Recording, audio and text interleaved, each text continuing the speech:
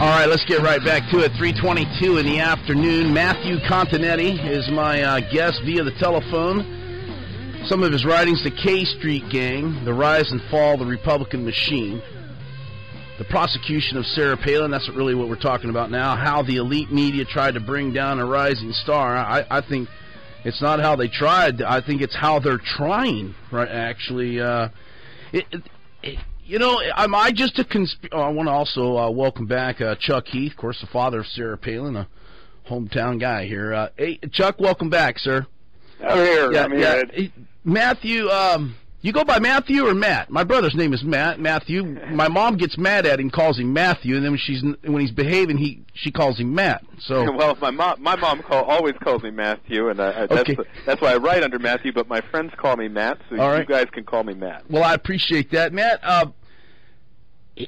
Is it just us because I happen to be like the governor, or is it's the truth, isn't it? I mean, there's just this extra effort to tear her down.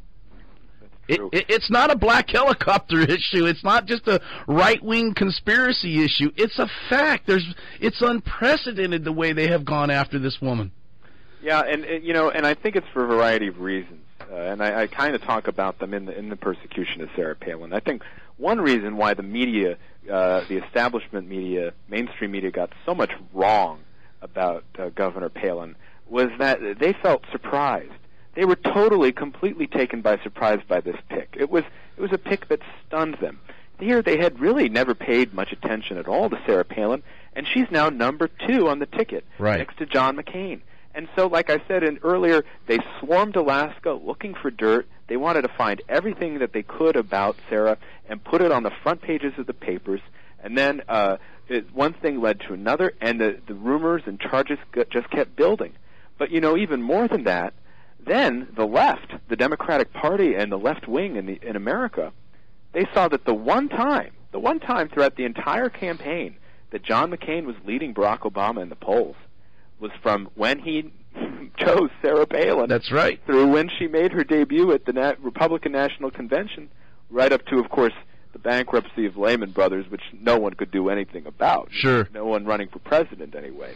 So I think they looked at those poll numbers. They looked at how Palin really captivated the nation as soon as she stepped out onto that national stage. And I quote in the persecution of Sarah Palin, I quote from this Wall Street Journal article who talking to these Democratic senators, big-name guys down here in Washington, D.C., telling Obama campaign staffers, you need to go after her. You need to make this campaign about Sarah Palin because she is a threat. Is it? Go ahead, Chuck. When the Obama people came to Wasilla, they went to every bar, they went to every liquor store, and asked, does Sarah drink here? What does he drink? How much? They went to every business in Wasilla. In fact, Fred Meyer, superintendent, called it off limits to the Obama people, but they were thorough. They stopped people on the street, and they hit every business in Wasilla. Wow. Is it, in your experience, I mean, you're a writer with the Weekly Standard, you've been around the Beltway a long time, your articles have appeared in the Washington Post, the Los Angeles Times, and is it unprecedented in your lifetime, Matthew? Well, my lifetime isn't that long. I haven't been around that long. How old are you? Oh, I'm just 28 years old. But you know what, though? I have gone through a few of these election cycles, and one reason I wrote The Persecution of Sarah Palin is I've never seen anything like it. It was the quantity and the intensity of vitriol directed at Sarah Palin. But Matthew, on the left was just remarkable. I mean, you have to go back, I think, to the founding days of the American Republic to see some of the nasty rumors that were circulated about a public figure such as these. But Matthew, if she's so uneducated and Chuck, excuse me, you know I'm a big fan of your daughter, so I can say this with comfort. You know, they say, oh, she said uneducated, she's an idiot, she doesn't know what she's doing, she's this and that. I mean, why do they pay so much attention to her, Matthew? If she's just a total failure and a knucklehead and whatever, you know, and she can stand on her porch and see Russia, which she never said, then why do they pay so much attention to her? Well, I think the answer is fear. It is. I think the left sees just the gut connection that Sarah Palin has with a lot of people, a lot of ordinary Americans, not only in Alaska but also down in the lower 48. They see that and they worry. And so, I write in The Persecution of Sarah Palin that Palin is very unusual among politicians because not only for what she's done, but also for what she represents. She is a real threat.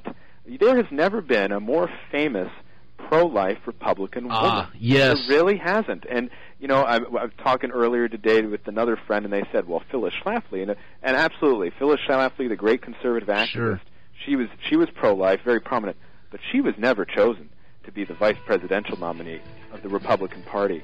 And for that very reason, that you have a young, attractive, pro-life mother of 5, feminists are going to go after you. I want to expand on that. I think you have just hit the nail right on the head there. For her to get into the White House and be the antithesis of the NOW gang, the National Organization of Women, and all what they stand for, they just can't have that. There's just no way that they can tolerate someone who says, yeah, you can love your husband, you can have children, and you can be a governor, and yeah, you can be president of the United States, and you don't have to hate men and burn your bra and, and all that. Hey, Chuck, I don't know if you can stick around with me, but I would sure appreciate it if you could.